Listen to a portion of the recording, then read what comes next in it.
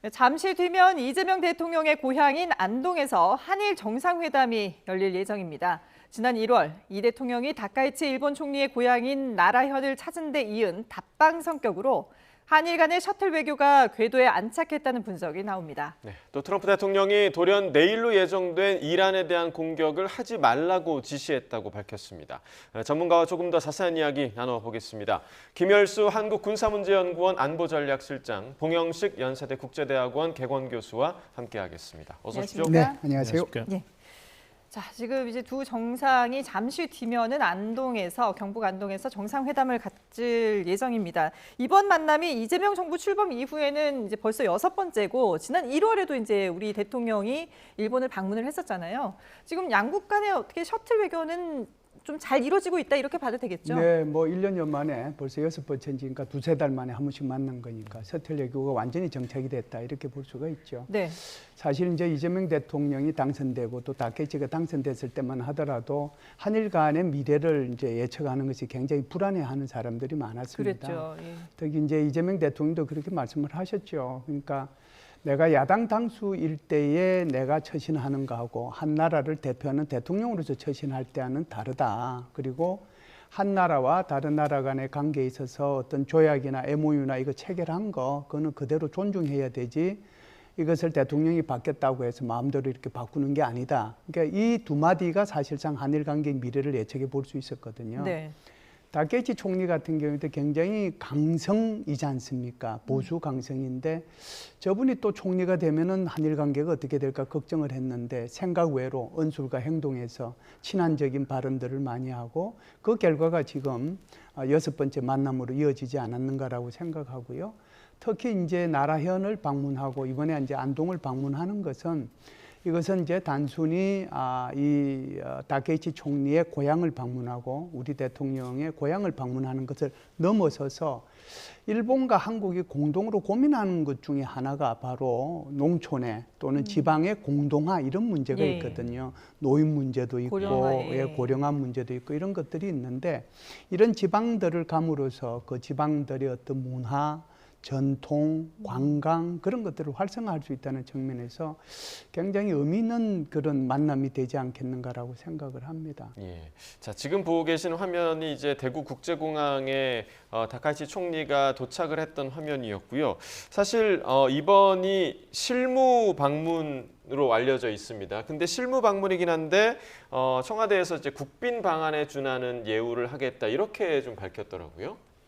일본 문화에서 멀리에서 찾아온 손님을 극진히 대접한다는 게 있지 않습니까? 예. 그 대화 내용이 어떻게 되든지 간에 그런 면이 이제 예전에 윤석열 대통령과 기시다 총리 간에 근데 예. 글쎄요, 뭐 그런 것들을 할 수 있을지 없을지 모르겠는데 지금 하회 마을에서 할 수 있는 게 이제 나중에 저녁 때 선유 줄불놀이하고 네. 판소리 뭐 이거는 한다라고 하니까 그거 말고 두 분이서 같이 할 수 있는 게 뭐가 있을까? 이런 글쎄요, 지금 뭐 딱히 떠오르지는 않습니다. 근데 워낙 이제 저는 뭐 안동 사람이 아니긴 합니다만은 안동에서 이제 이 회담이 열리니까 안동 자랑 좀 하고 넘어가도록 하겠습니다. 예. 그 안동이라고 하는 것이 양반의 도시잖아요. 그렇죠. 그래서 태계 유향의 그 도산서원도 거기 있고 서예 유송룡 선생의 그런 병산서원도 거기에 있거든요. 그것뿐만이 아니고 이제 거기 화해마을이라고 하는 것 자체가 뭐 갔다 오셔서 아시겠지만 굉장히 그 수려한 그 풍광을 자랑하고 있고 예. 또 집성촌 이제 그 뭐라고 할까요? 풍산 유시의 집성촌이기도 하고요. 그리고 저기가 사실은 그 경주에 있는 양동마을과 함께 이게 세계의 그 문화유산으로 등재된 마을이기도 합니다. 네. 그래서 이게 이제 굉장히 전통이 있는 그런 마을이기 때문에 저런 곳에 이렇게 초청을 해서 같이 시간을 보낸다는 것 자체가 한일 간에 좀 더 깊숙하게 여러 가지 현안들을 논의하고 이렇게 하는 데 도움이 되지 않을까라고 생각을 합니다. 예. 자, 이후에 이제 정상회담이 진행이 될 텐데 정상회담 이후에 또 공동 언론 발표가 있습니다. 관련해서 계속해서 저희 YTN의 보도를 좀 주목을 해 주시겠고요. 이어서 이제 중동 이야기로 좀 넘어가 보도록 하겠습니다. 트럼프 대통령이요, 내일로 예정된 이란 공격을 하지 않겠다 이렇게 밝혔습니다. 먼저 트럼프 대통령의 목소리를 직접 듣고 오겠습니다. I was asked by Saudi Arabia, Qatar, UAE, and some others if we could put it off for 2 or 3 days, a short period of time, because they think that they are getting very close to making a deal. 자, 그러니까 그 걸프 국가 정상들의 요청을 받고 공격을 보류했다라는 주장인데 일단 의문인 게 트럼프 대통령이 공격을 하기로 했었나라는 생각이 좀 들거든요. 어떻게 좀 들으셨나요? 뭐 이런 질문이 나오는 것은 다 트럼프 대통령의 책임입니다. 그동안 최후 통첩을 4차례나 했다가 마지막에 후퇴를 한 사례가 있기 때문에 예. 그리고 이란 전쟁이 아주 훌륭하게 진행되고 있다. 미국 군사작전 차원에서 승리가 눈앞에 와 있다. 또 빨리 끝날 것이다 얘기를 몇 번이나 했지 않습니까? 예. 하지만 그 다음에 트럼프 대통령 말과는 맞지 않는 상황이 벌어진 적이 많습니다. 따라서 이번에도 중동 국가 지도자의 요청으로 나는 다 준비되고 명령까지 내렸지만 이란에 대한 추가 군사 행동을 잠시 중단하기로 했다.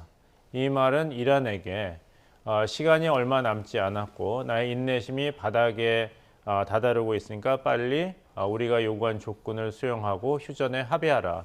이런 압박 메시지로 이야기한 것으로 이해가 됩니다. 예. 하지만 그 효과가 얼마나 있을지에 대해서는 아무래도 이게 뭐 한계 체감의 효용 법칙이라고 할까요?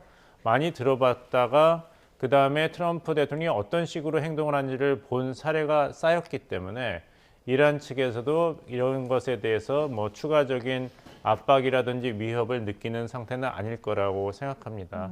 그리고 걸프 국가들이 이란의 보복이 두려워서 내가 대승적으로 공격을 하지 말라고 지시를 했다고 하지만 이 말을 어디까지 믿을 수가 있는가? 왜냐하면 뉴욕타임즈에서도 나왔습니다마는 이란에 대해서 군사작전을 제기하는데 3가지 시나리오가 있지만 그 어느 곳도 여의치 않다.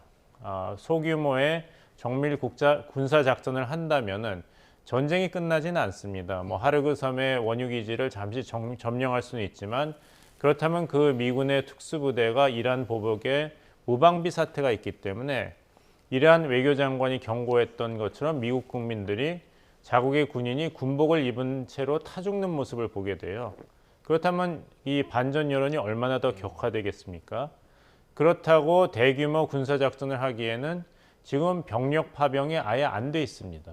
따라서 트럼프 대통령의 이런 위협적인 발언을 뒷받침할 만한 그런 정치적, 군사적인 준비가 없는 상태에서 과연 이 말의 신빙성을 다들 받아들이기는 힘들죠. 이전에도 나토 국가들에 대해서 호르무즈 해협에서의 선박의 안전 항해를 위해서 군사적 지원을 해달라고 했다가 유럽 국가들 대부분이 거절했지 않습니까? 예. 그 다음에 기자가 물었습니다. 어떻게 생각하느냐 했더니 나토 유럽 국가들이 안 들을 줄 난 알고 있었다. 알고 있지만 한번 떠보느라고 물어봤을 예. 뿐이고 이렇게 거절하는 거 보니까 역시 나토는 종이 호란이고 믿을 수가 없다고 얘기했지 않습니까? 근데 과연 그 해석이 원래부터의 의도였는지에 대해서는 많은 의문을 제기했기 때문에 이번 발언도 과연 중동 국가 지도자의 요청 때문에 보류를 했는지 아니면 원래부터 엄포용으로 했다가 철회한 것인지는 좀 더 두고 본다면은 이것을 증명할 수 있는 어떤 정보나 자료가 나올 것이라고 생각합니다. 예. 정말 이 트럼프 대통령의 발언에 상당히 이제 의아해하는 분들도 많았을 텐데, 근데 이란과의 협상에 대해서도 트럼프 대통령은 상당히 진전이 있다 이런 얘기를 하고 있거든요. 근데 이 얘기 역시 여러 차례 했던 터라 진짜로 잘 되고 있는 건지 어느 정도까지 이게 지금 합의가 이루어지고 있는 건지 여전히 좀 의문이 남습니다. 어떻게 보세요? 예, 트럼프 대통령이 거짓말 한 숫자만큼 저도 거짓말을 한 것 같아가지고 좀 죄송스럽게 생각은 합니다. 그러니까 지금 이란하고 미국하고 하는 얘기가 완전히 지구인하고 외계인하고 얘기하는 것 같이 서로 완전히 딴 방향으로 얘기를 하고 있거든요. 그래서 이란에서 얘기하고 있는 것은 전쟁을 종결하고 배상금 내고 보상금 동결 자금 풀고 호르무즈 해협 주권 인정하고 이런 식으로 얘기를 하는데 네. 미국 입장에서는 핵 농축된 거 그거 반출하고 이란 더 이상 핵 농축 안 되고 그 얘기만 하고 있단 말이죠. 그러니까 전혀 서로 다른 부분을 얘기하고 있거든요. 이란이 가지고 있는 이제 처음서부터 지금까지 여러 번의 이제 이 뭐라고 할까요? 종전안이 오고 가고 했지 않습니까? 그러니까 일관된 게 하나는 있어요. 이란에서. 그것은 뭐냐? 우선 종전하고 호르무즈 해 풀고 핵 문제는 2단계로 넘어가자는 게 핵심이에요. 네. 그런데 미국도 일관된 게 하나 있습니다. 핵 문제를 1단계에서 해야 된다. 그러니까 이게 지금 이제 서로 다른 데를 얘기하고 있거든요. 그래서 이게 지금 안 맞고 있단 말이죠. 그러니까 농축된 것을 어떻게 할 거냐. 그러면은 뭐 요새는 이제 러시아 얘기도 나오고 그러잖아요. 그쪽으로 할 건지. 그러면은 농축 권리는 20년으로 할 건지. 예를 들면은 뭐 이제 이란은 이제 절대로 이 핵 문제는 논의하지 않겠다고 그러는데 이런 것들이 아직도 해결해야 될 부분들이 많아요. 그래서 이란에서 14개 안에 대해서 다시 뭐 답변을 했다고 그러는데 네네. 그거 읽어보면 옛날에 답변한 거하고 달라진 게 저는 한 구자도 틀린 거를 또는 다르거나 한 것을 저는 못 찾았어요. 이제 계속해서 도돌이표가 돌고 있는 거거든요. 그러게요. 그렇기 때문에 이게 트럼프 대통령으로서도 어떻게 해야 될 것인지를 결정하기가 참 쉽지는 않을 것 같다는 생각은 합니다. 예. 자, 지금 뭐 호르무즈 해협 문제에 지금 얘기를 좀 해보자면 지금 이란은 호르무즈 해협 통항을 관리하는 기관을 신설하고 또 공식 계정을 만들어서 통행료 부과를 공식화하기도 했습니다. 준비된 영상 함께 좀 보겠습니다. اینکه ایران و عمان به عنوان دو کشور ساحلی سازوکارهایی رو تعریف بکنن بر اساس مقررات حقوق بین الملل با توجه به عرف بین الملل برای اینکه تردد امن و ایمن از تنگه هرمز صورت بگیره و قاعدتاً خب انجام این امر هزینه هایی رو در پی خواهد داشت که این هم امری پذیرفته شده در سطح بین الملل است. 사실 호르무즈 해협 그 통행세, 통행료와 관련해서는 저희가 이란 전쟁이 발발한 이후에 계속해서 대담을 할 때마다 많은 분들이 만약에 이란이 이걸 공식화하게 되면 국제사회와 척을 지게 되는 그런 상황을 맞이할 것이다라는 예측들을 많이 해주셨는데 지금 외무부 대변인은 정반대의 이야기를 하고 있어요. 그러니까 국제적으로 용인되는 사항이다. 라고 정반대되는 얘기를 하고 있는데 어떻게 좀 들으셨습니까? 굉장히 그 정교한 논리를 제공해서 여타 국가들이 이란의 주장을 수용하라는 답안을 먼저 주는 인상을 받았습니다. 예. 말씀하신 대로 자연 지형물의 어떤 주가가 이용권을 주장하고 통행료를 받는 것은 국제법 위반이 맞습니다. 그러면은 이란 입장에서는 통행료를 안 받고 딴 걸 받으면 되겠죠. 다른 이름으로. 그 자연 지형에 대한 통제를 행사하는 것이 국제법 위반이라면 호르무즈 해협에서의 안전한 항해를 위해서 이란이 어떤 서비스를 제공하거나 아니면은 길에나 공습 위험이 없는 어떤 구조물을 설치한 다음에 그 사용료를 받으면은 어떻겠습니까? 그래서 지금 내용을 보면은 이미 답안을 이 다른 국가들 입에다 집어넣어 주는 그런 인상을 받은 것이 뭐라 그랬냐면 안전 항해를 보장하기 위해서 국제적으로 인정된 메커니즘을 설치하면 설치입니다. 그러니까 자연 지형이 아니라 인공적인 뭐를 우리가 만들면 비용이 발생한다. 그러면은 비용을 받는 거는 국제적으로 용인되는 사항이라고 설명을 했지 않습니까?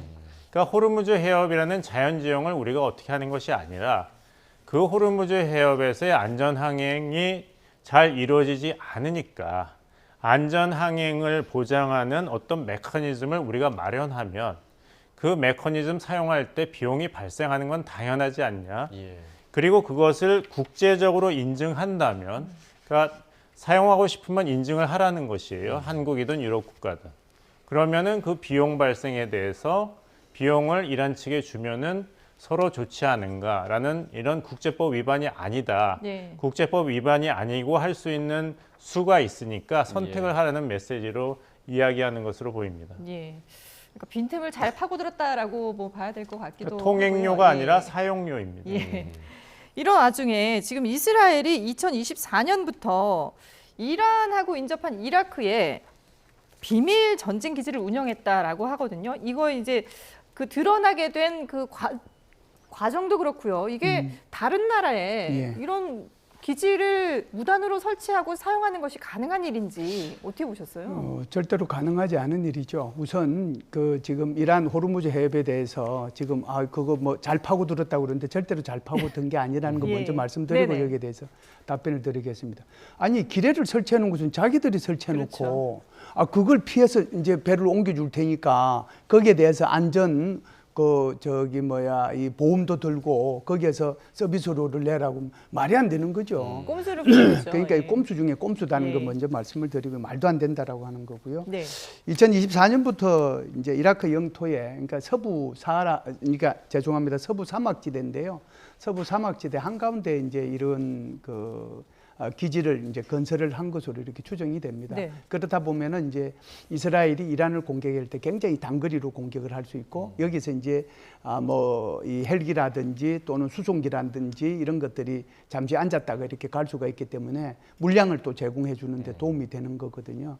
그러면 여기에 이제 아스팔트를 이렇게 했느냐? 그건 아니에요. 그건 아니고 그 호수 같은 것이 말라버리면 거기가 단단해지지 않습니까? 그 정도 되면은 수송기는 거기에 내릴 수는 있어요. 네. 지난번에 그 이란에서 미국의 수송기가 들어가서 조종사들 구해올 때 그 수송기가 그냥 이런 사막지대에 내렸거든요. 그러니까 그거는 돌이 있고 자갈이 있어도 내릴 수 있는 그런 수송기들이에요.